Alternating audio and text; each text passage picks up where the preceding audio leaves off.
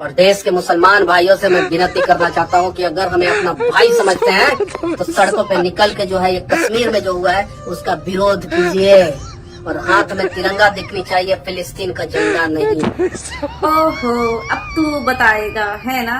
और हाँ, एक बात कान खोल कर सुन ले कि तेरे जैसे जो है ना नफरतिया, वो 2 कौड़ी का माइक लेकर घूमने वाले पत्रकारों को जो गृह युद्ध तक करवा दे अपनी झूठी रिपोर्टिंग से। याद है कि भूल गया बिहार वाला? याद है ना? याद रख। तो जैसे नफरतिया चपड़गंजियों को तो हम भाई बिल्कुल नहीं मानते। हम तो भाई उसी को मानते हैं जो देश की भलाई और तरक्की के लिए ही आगे बढ़े और उसके लिए ही काम करे। और तू बताएगा कि कश्मीर के लिए मुसलमान जो है वो आवाज उठाएं और रैली निकालें और हाथ में भारत का ही झंडा होना चाहिए। तू बताएगा।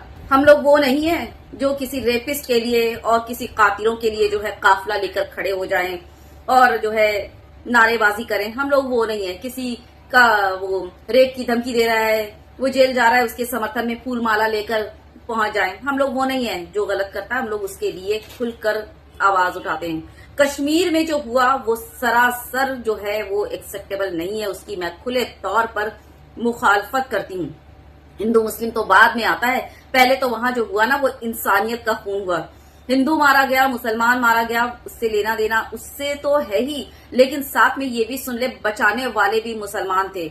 और जो बचाने वाले थे ना वो ही मुसलमान थे जिन लोगों ने अपनी जान पर खेलकर अपने मेहमानों की जान बचाई।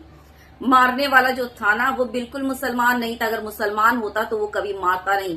क्यों पता तुझे? क्योंकि आतंकियों का, आतंकवादियों का कोई धर्म नहीं होता, जैसे कि तेरा नहीं था बिहार के वक्त। समझ रहा ना?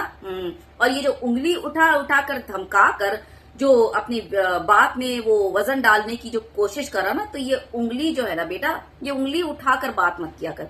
ये उंगली उठाकर ऐसे बात करेगा ना तो ये उंगली ऐसे घुमा कर, बाकी तो समझ ही गया होगा, है ना? फिर से वही बोलूंगी, जो कश्मीर में हुआ ना वो इंसानियत का कत्ल था, इंसानियत का। जानवरों दरिंदों जैसी हरकतें हुई हैं। समझ आया? ये तू हम लोगों को बताएगा बे। हाँ, हम लोग खाना खाते, अनाज खाते, समझ आ रहा?